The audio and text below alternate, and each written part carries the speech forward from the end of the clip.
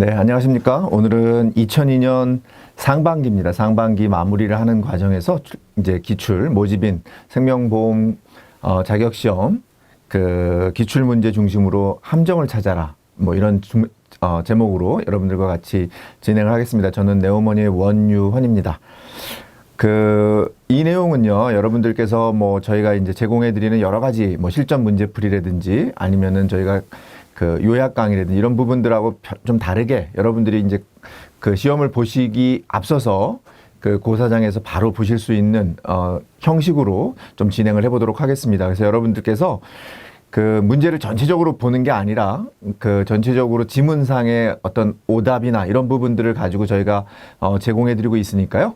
여러분들이 그런 거 중심으로 해서 이런 오답이 나오는구나라고 하는 부분들을 좀 빠르게 체크하시면서 문제를 보시는 방법으로 좀 활용해 주셨으면 좋겠습니다. 그러니까 기존의 문제풀이처럼 지문을 다 설명하는 부분이 아니라요. 여기서는 틀린 부분을 찾아서 이런 부분으로 자주 나오니까 여러분들이 이런 부분들을 바로 시험을 앞두고 그런 내용들을 확인하는 과정에서 보셨으면 좋겠습니다. 그래서 조금 더 문제나 이런 부분들도 좀 빠르게 진행해 보도록 그렇게 하겠습니다. 자, 요 내용은 전체적으로는 1월부터 5월 달까지 실시됐던 상반기에 실시됐던 모집인 과정의 기출 문제들을 가지고 반영했던 내용들이기 때문에 여러분들이 그런 부분들 잘 확인하시면 하반기 준비하시는 분들께서는 좀 빠른 시간 안에 그런 문제 푸는데 도움이 될 거라 생각하시면서 저는 강의를 시작해 보도록 하겠습니다. 자, 1편입니다. 한 34번 문제까지 있는데요. 34개인데 보험 이론 및 윤리에 관한 문제입니다. 뭐 우리가 늘 알듯이 1편 문제 같은 경우는 좀 범위는 넓지만 지문이 삼지선답니다. 그렇기 때문에 생각보다는 그렇게 어렵진 않은데 범위가 넓기 때문에 여러분들께서 일단 공략하실 때는 3편, 4편을 먼저 공략을 하시고 시간이 좀 되시는 분들, 그런 분들에 대해서는 뭐 1편, 2편 이런 순서대로 보시면 좋을 것 같다. 이런 말씀 좀 드리겠습니다. 자, 첫 번째 문제입니다. 생명보험은 상부상조 정신이 근간이 되며 독일의 경제학자 헨리에, 자, 여기서는 중요한 포인트는 뭐냐면 1인은 만인을 위하여, 만인은 1인을 위하여라는 말입니다. 자, 요 내용이 왜 이제 시험 문제 출제가 됐었냐면은 실제로는 뭐 요 얘기를 했던 사람은 헨리가 아닙니다. 헨리는 우리가 사망표, 사망할래? 이렇게 기억하시라고 혹시 그런 내용을 보신 적이 있을지 모르겠는데 사망표를 만든 사람이 헨리입니다. 그 정도만 기억하시고 1인은 만인을 위하여 만인은 1인을 위하여라고 하는 분은 여기서 나와 있는 것처럼 마네스라고 하는 사람이 만들었습니다. 독일의 철학자인, 독일의 경제학자인 마네스가 만들었습니다. 마네스. 근데 여기서는 우리가 교재가 개정되면서요. 이 사람 이름은 이제 성은 마네스인데요. 우리가 이제 성 앞에 나와 있는 소위 말하는 앞에 이제 붙는 이름이죠. 이름이 알프레트 마네스라고 하는 요 부분이 실은 개정된 판에 추가가 돼가지고 요 부분이 한 번 더 강조가 되는 것 같습니다. 그러니까 여러분들 크게 이 부분은 뭐 어떤 암기하는 방법이 있는 건 아닙니다. 그냥 1인은 만인을 위하여 만인은 1인을 위하여라는 말이 어떤 보험회사 이제 생명보험 상품의 근간이 되는 철학인데 그 철학에 대한 부분은 어떤 사람이 했다? 독일의 경제학자인 마네스가 한 얘기다. 라는 부분만 기억하시면 되겠습니다. 자, 2번 사회보험, 그 다음에 사회보험하고 우리가 이제 통상적으로 민영보험이라는 게 있습니다. 그죠? 민간에서 운영하는 거, 그 다음에 정부에서 운영하는 거. 그러니까 민간에서 운영하는 거는 틀린 말이 되겠죠. 그래서 여기 나와 있는 것처럼 민간에 의해서 사회보험은 운영되는 게 아니라 정부에 의해서 운영이 되고요. 그 다음에 정부에서 운영을 하다 보니까 보험료 부담 수준에 따라서 부담해 주는 거는 민영보험이고요. 국가에서 보장을 해주는 거기 때문에 최저생계 또는 의료보장 정도가 제공되는 부분이다. 그러니까 최저생계 또는 의료보장. 자, 요런 내용들은 우리가 사회보험, 민영보험을 문제를 내놓고서 틀린 부분, 맞는 부분, 찾는 부분으로 많이 나오니까 여러분들께서 이거 사회보험이니까 이거는 정부에 의해서 또는 법률에 의해서 의무적으로 가입하는 거다. 이런 정도만 기억하시면 특별하게 문제 틀릴 이유는 없는 것 같습니다. 자, 3번입니다. 고령화율을 기준으로 해서 우리가 고령화율 기준이 7%가 있고요. 그 다음에 14%가 있고요. 그 다음에 20%가 있습니다. 그죠? 그래서 글자 수로는 5글자, 4글자, 5글자입니다. 그래서 7% 이상이 되면은 우리가 고령화 사회라고 하고요. 14% 이상이 되면 고령 사회라고 하고요. 다시 20% 넘어가면은 초고령 사회라고 합니다. 그래서 이런 부분이 틀린 부분들 찾아내시면 되겠습니다. 그래서 여기서는 중요한 거는 이 7%, 14%, 20%도 중요하고요. 고령화 사회, 고령사회, 초고령사회 이런 부분도 중요하니까 같이 기억하시면 좋겠습니다. 저는 요거를 암기할 때요. 7이 14, 그냥 20 이렇게 기억을 하고 있고요. 계속 7의 배수는 아닙니다. 7이 14, 20 그 다음에 5글자, 4글자, 5글자 고령화사회, 고령사회, 초고령사회 이렇게 저는 암기하고 있으니까요. 여러분들도 같이 그런 방식으로 기억하시면 좋겠습니다. 자, 재무 목표를 세우고 재무 상태와 현금 흐르는 것을 우리가 뭐라고 하냐면 분산 투자라고 안 하고 재무 설계라고 합니다. 그죠? 우리가 여기는 그 지문에 재무라고 하는 용어가 계속 나오고 있습니다. 그래서 정답을 이미 암시하고 있다 이렇게 보시면 되겠는데 우리가 이러한 과정을 재무 설계라고 하고요. 분산 투자는 우리가 계란을 한 바구니에 담지 마라 이런 속담처럼 그 우리가 투자의 격언처럼 그 한 어떤 위험 자산이나 이런 부분들 자산이 여러 종류가 있지 않습니까? 안전 자산도 있고 위험 자산도 있을 텐데 그러한 자산들을 그 골고루 비중에 맞춰서 자기 나이나 아니면 자기의 투자 성향에 따라서 골고루 갖는 그런 방식을 우리가 분산 투자라고 한다. 그냥 상식적으로 같이 기억하시면 되겠습니다. 자, 5번 노년기 소비 흐름하고 소득 지출 흐름입니다. 우리가 소비 지출하고 소득의 흐름은 소득은 어떻습니까? 우리가 연령으로 보면은 좀 젊었을 때부터 뭐 20대부터 만약에 한 60대, 70대까지로 한다 그러면 소득이라고 하는 것은 한참 올라갔다가 피크가 쳐서 내려오죠. 근데 우리가 소비라고 하는 건 어떻습니까? 항상 완만하게 이렇게 진행이 되겠죠. 그죠? 그렇기 때문에 항상 이러한 부분들을 우리가 이 노년기에는 소득은 확 줄어드는데 소비는 여전히 우리가 소비라고 하는 부분, 소득이라고 하는 부분이 있는데 소득은 확 줄어드는데 소비는 그렇게 확 줄어들지 않아요. 그렇기 때문에 이 흐름의 일치가 아니라 불일치라고 하는 부분 때문에 우리가 이런 재무 설계를 해야 된다.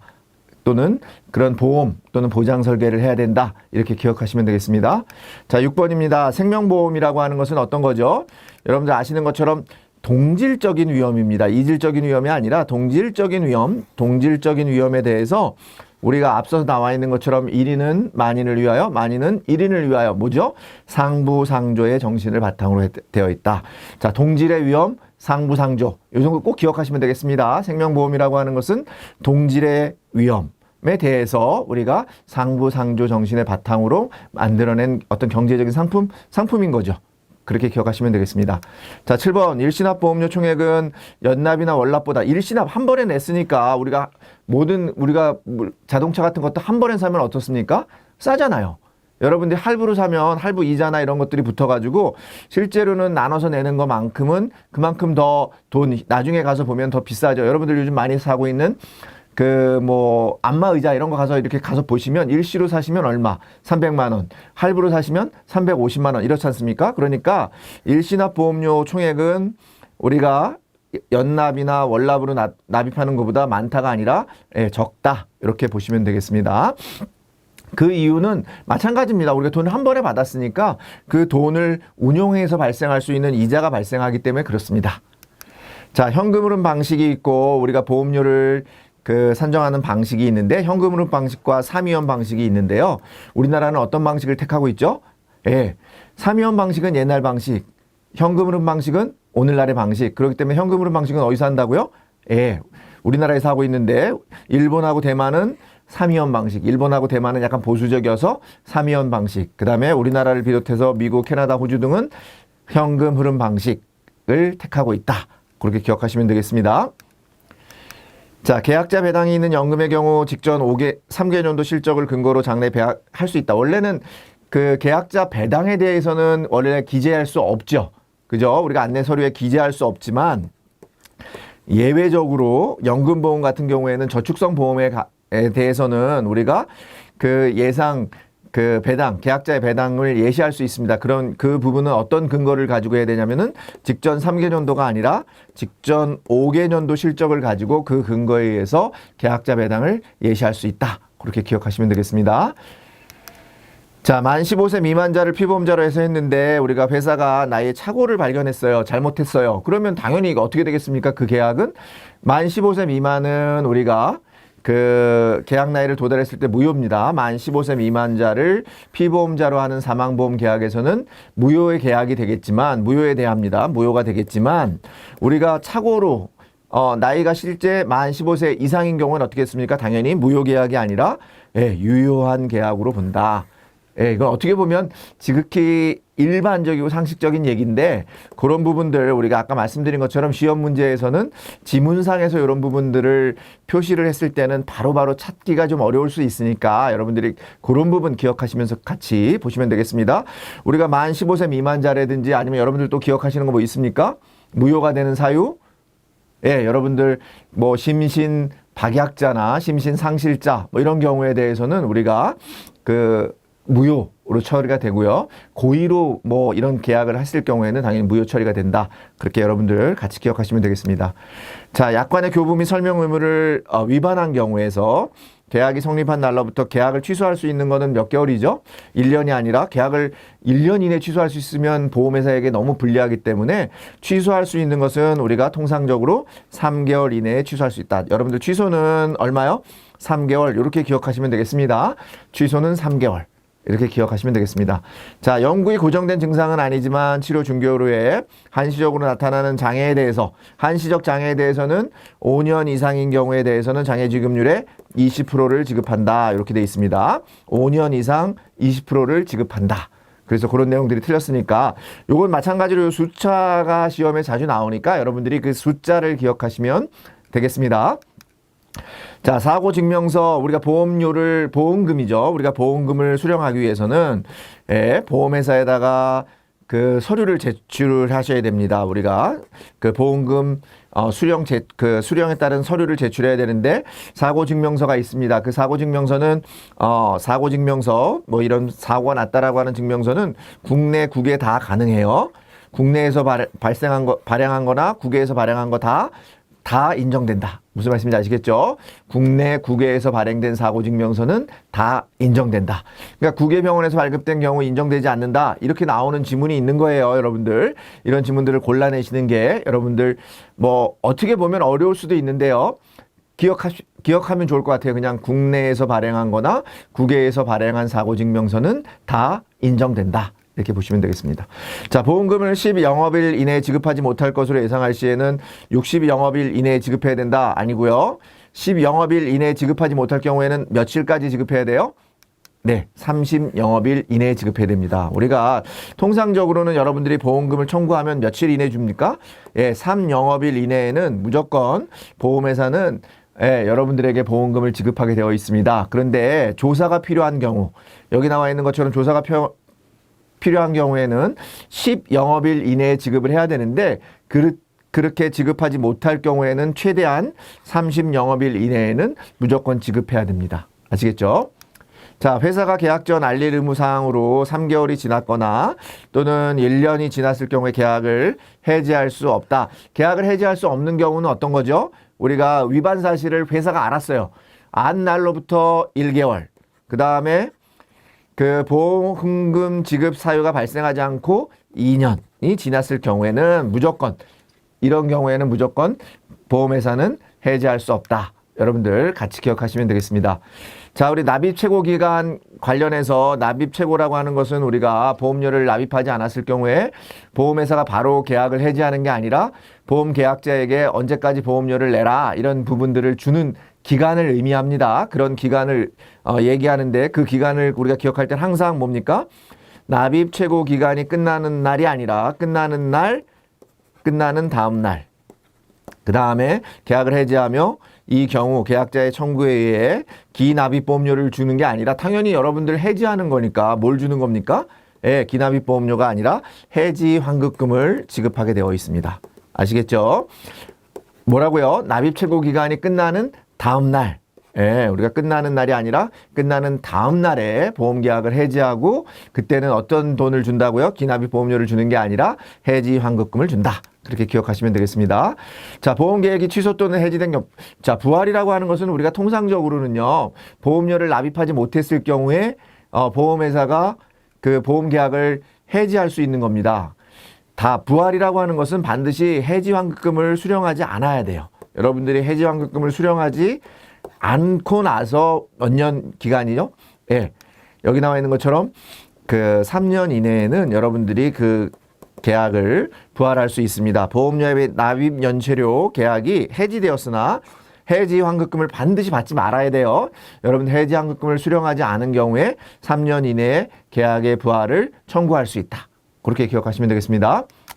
자, 계약자가 보험 가입액을 감액하고자 하는 부분, 감액하고는 뭐하고 감액된 부분은 뭐라고 얘기합니까? 우리가 감액된 게 취소된 게 아니라 감액된 것은 해지된 것으로 본다. 그렇게 기억하시면 됩니다. 감액 이꼬르 뭐라고요? 해지. 이렇게 기억하시면 되겠습니다. 자, 19번 문제입니다. 보험 계약자 및 보험 수익자의 변경은 보험회사의 승낙이 필요한데 우리가 통상적으로 당연히 보험 계약자의 변경은 보험회사의 승낙이 필요하지만 보험 수익자의 변경은 보험회사의 승낙이 필요하지는 않습니다. 그냥 여러분들 피보험자에게 알려주고 계약자를 변경, 보험 수익자를 변경하시면 되겠습니다. 그래서 보험 수익자의 변경은 보험회사의 승낙이 필요하지 않다. 자, 이런 지문들 여러분들 혼돈을 주기 위해서 만드는 거니까 계약자의 변경은 반드시 보험회사의 승낙이 필요한데요. 보험 수익자의 변경은 보험회사의 승낙이 필요하지 않다. 기억하시면 되겠고요. 자, 보험회사는 보험대리점 중개사의 책임 있는 사유로 손해배상할 의무가 있는데요. 보험회사는 손해배상 책임의 의무가 있는데 보험중개사는 독립적으로 이제 운영을 하는, 영업을 하는 겁니다. 그래서 독립적으로 영업하는 그런 보험중개사의 그런 그 사유까지도 보험회사가 책임을 질 수, 배상을 할 수는 없는 거가 되겠습니다. 그래서 우리가 보험대리점이나 보험설계사가 잘못했을 경우에 대해서는 우리가 당연히 보험회사가 손해배상을 하지만 보험중개사의 과실에 대해서는 보험회사에서 배상하지 않는다. 자, 보험중개사에 대해서는 독립이다. 그렇기 때문에 배상도 하지 않는다. 이렇게 같이 기억하시면 되겠고요.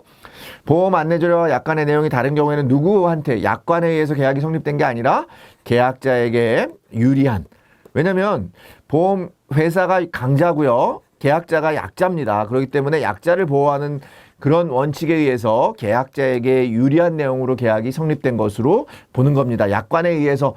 자, 우리는 이게 흔히 보면 이게 맞는 지문으로 보이는데요. 약관에 의해 계약이 성립된 게 아니라 계약자에게 유리한 내용으로 계약이 성립된 것으로 본다라는 거 꼭 기억하시면 좋겠고요.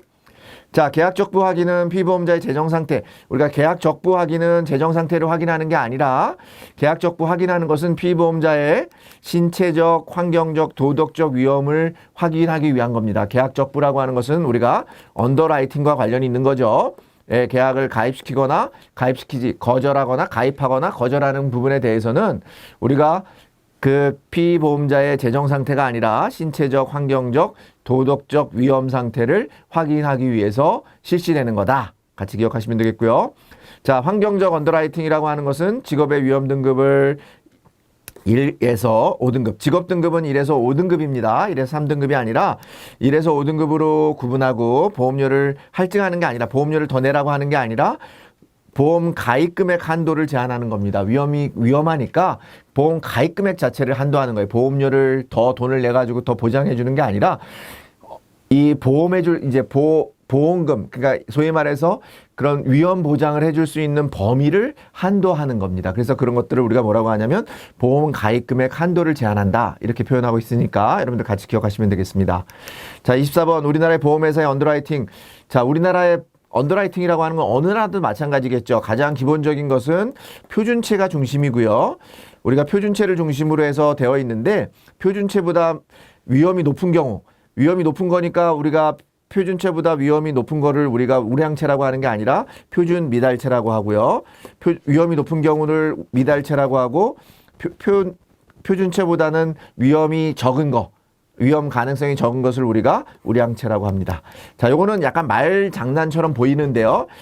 우리가 통상적으로 위험이 높다 그러니까 표준 미달체, 우량체라고 이렇게 보여줄 수 있잖아요. 근데 위험이 높은 거니까 표준 미달체고 우리나라는 기본적으로는 표준체를 중심으로 언더라이팅을 하고 있다. 같이 기억하시면 되겠고요. 클레임이라고 하는 것은 우리가 보험을 청구하는 일련의 과정을 말합니다. 여기 나와 있는 것처럼 청구에서 지급까지 이루어지는 일련의 업무를 말한다. 여기까지도 지문에 나오는 경우가 많이 있습니다. 같이 기억하시고 보험금 청구 접수나 보험사고를 조사하는 것까지는 맞는데 계약 적부 확인은 어디서 한다 그랬습니까? 아까? 언더라이팅에서 한다. 그러니까 보험금을 지급하는 거하고 언더라이팅하고는 완전히 다른 거죠. 그죠? 언더라이팅은 보험을 가입시킬 거냐 말 거냐. 클레임이라고 하는 것은 사고가 났을 때 보험금을 줄 거냐 말 거냐를 결정하는 문제니까 요 내용 계약적 보호 확인하는 것은 언더라이팅에 해당한다. 이렇게 보시면 되겠고요. 자, 26번째, 26번째 기초 서류에 약정된 보험료 할인. 자, 우리가 서류에 약정된 거를 제대로 준수하는 것은 비윤리적 판매 행위가 아니라 정상적인 행위겠죠. 그죠? 기초 서류에 약정됐다라고 하는 건 정해진 거니까 정해진 대로 우리가 보험료 할인을 적용하는 것은 지극히 정상적인 영업행위입니다. 그렇기 때문에 비윤리적 판매 행위에 해당하지 않는 거고요. 정상 행위에 해당하는 부분이 되겠습니다. 자, 우리 보험사기 방지 특별법이라고 하는 거 형법에 사기법이 형법에서 우리가 사기죄를 처벌하고 있는데요.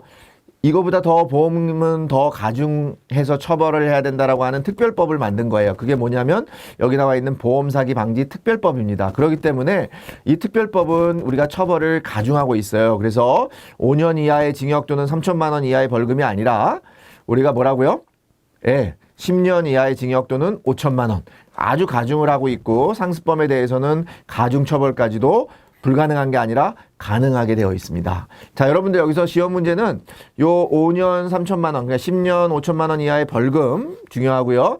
상습범에 대해서 가중 처벌도 가능하다. 이게 시험 문제에 자주 나오니까 상습범에 대한 가중 처벌도 가능하다. 이렇게 기억하시면 되겠고요. 자, 고혈압을 숨기고 보험에 가입한 경우는 사고의 고의적 유발이 아니죠. 고혈압을 숨긴 거니까 이건 뭐겠습니까? 사기적인 보험 계약의 체결 행위입니다. 우리가 이제 보험 사고를 일으키는 여러 가지 유발 행위가 있는데 여기도 고의적 유발 행위도 있고 사기적인 행위도 있고 또는 우리가 과대 과대 포상 받기 위해서 우리가 이제 좀 과대 포장하는 거죠. 자기 어떤 그런 사고가 이만큼밖에 안 났는데 이만큼 났다 그래서 보험금을 많이 타는 그런 행위들이 있는데 여기서 고혈압을 숨기는 행위는 사기인 거예요. 내가 고혈압이 있는데 사기 쳐가지고 보험 계약을 체결한 행위니까 우리가 이거는 사고의 악의적인 유발이 아니라 어떤 거라고요? 사기적인 보험 계약의 체결 행위다. 우리가 최근 들어서 보험 사기에 대한 시험 문제가 자주 나오고요. 사기의 유형에 대해서도 시험 문제가 자주 나오니까 여러분들 이런 부분들은 조금 까다롭습니다. 까다로운 문제 중에 하나니까 이런 부분들 그냥 암기하시면 좋겠습니다. 고혈압을 숨기고 보험 계약을 가입하는 것은 사기친 거다. 내가 고혈압이 있는데 고혈압이 없다고 사기친 거다. 이렇게 생각하시면서 이해하시면 되겠다 말씀드리겠고요.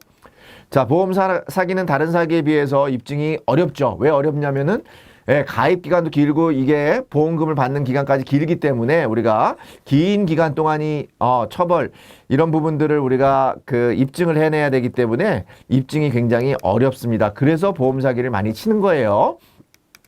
자, 보험회사는 보험사기 특별조사반을 설치하여 보험사기에 적극적으로 대처해서 처벌활동을 강화하고 있다. 우리가 보험회사가 처벌은 어디에서 하는 겁니까? 금융감독원이나 아니면 우리가 법에 의해서 하는 거지 보험회사가 처벌까지 강화하는 건 아닙니다. 단지 보험사기가 발생하지 않도록 적극적으로 대처하는 활동이지 처벌활동을 강화하는 것은 아니다. 처벌을 강화하는 것은 보험회사의 역할이 아니다. 그죠? 보험회사가 사법기관이 아니지 않습니까? 여러분들 그렇게 기억하시면 문제 푸시는데 어려움이 없을 거라고 생각을 하고요.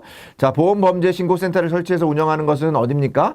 금융위원회가 아니라 우리가 범죄나 어떤 감독이나 이런 부분들은 금융감독원에서 하는 겁니다. 그래서 보험범죄신고센터를 설치해서 운영하고 있는 것은 금융감독원에서 한다. 이렇게 기억하시면 되겠습니다. 그러니까 우리가 사기나 사고 이런 거와 관련된 건 전부 다 어디라고 얘기하시면 되겠습니까? 금융감독원 또는 허가, 등록 이런 것들은 금융위원회 이렇게 구분해서 기억하시면 되겠습니다. 자, 보험 사기로 유죄 확정 판결이 나면 금융감독원에 금융질서문란자로 등재되는 게 아니라 금융감독원에 등재되는 게 아니라요. 보험 사기로 유죄 확정 판결이 나게 되면은요. 신용정보원에 금융질서문란자라고 등록이 되는 겁니다. 아시겠죠? 금융감독원에 등재되는 게 아니라 한국신용정보원에 등록이 된다. 자, 한국형 자살 예방 교육 프로그램 보고 듣고 말하기는 생명보험사회공헌위원회가 있고 하나는 한국생명존중희망재단이라는 게 있습니다. 이게 옛날에는 우리가 구 자살 예방 센터인데요. 우리가 한국생명존중희망재단 요 부분에서 우리가 보고 듣고 말하기 프로그램들을 운영을 하고 있고 또 중요한 게이트키퍼 양성도 우리가 한국생명존중희망재단에서 운영을 하고 있다. 자살 예방을 하고 있다. 이렇게 여러분들 보시면 되겠습니다. 1편 문제를 좀 마치려고 하는데요. 여러분들 말씀드린 것처럼 이 부분은 내용들이 어렵다기보다는 그런 기본적인 상식을 배경으로 한 어떤 보험의 윤리나 이런 부분들이기 때문에 여러분들이 조금 전에 말씀드린 것처럼 문제를 쭉 보시면서 이런 부분들 틀린 지문의 어떤 그런 그 용어들 이런 것들을 잘 기억하시면서 전체적으로 한번 보시면서 제가 이 34번까지 여러분들에게 제공했던 이런 문제들을 틀린 지문의 키워드를 찾아서 여러분들이 기억하시면 문제를 푸시는데 훨씬 도움이 될 거라 이렇게 생각이 됩니다. 자, 1편 강의를 마치도록 하겠습니다.